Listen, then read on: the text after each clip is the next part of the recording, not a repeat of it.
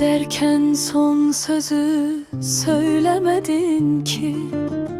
İçimde bir hasretin kaldı yarımçı. Arkanca gelirdim, gözlemedin ki. Sesimde bir yalvarış kaldı dilimde.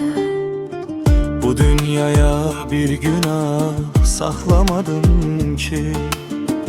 Elimde bir nifretin kaldı benimle. Könlünü özgeye bağlamadım ki. Seni senden uzaklarda sevdi yüreğim. Behaneler ardına sığınmadım ki. Bir ayrılık kelimesi tapabilmedim.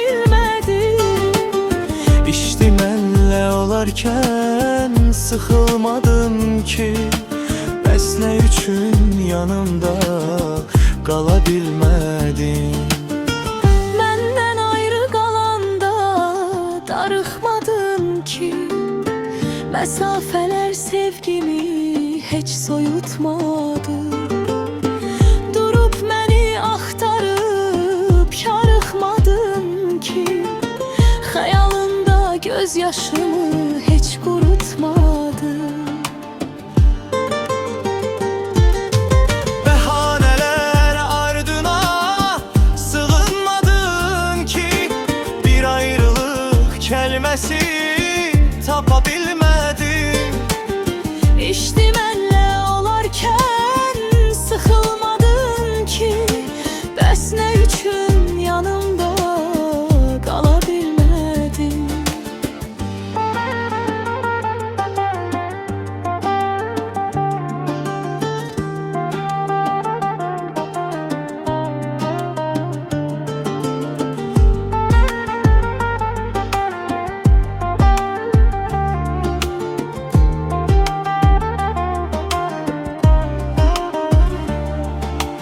Behaneler ardına sığınmadın ki.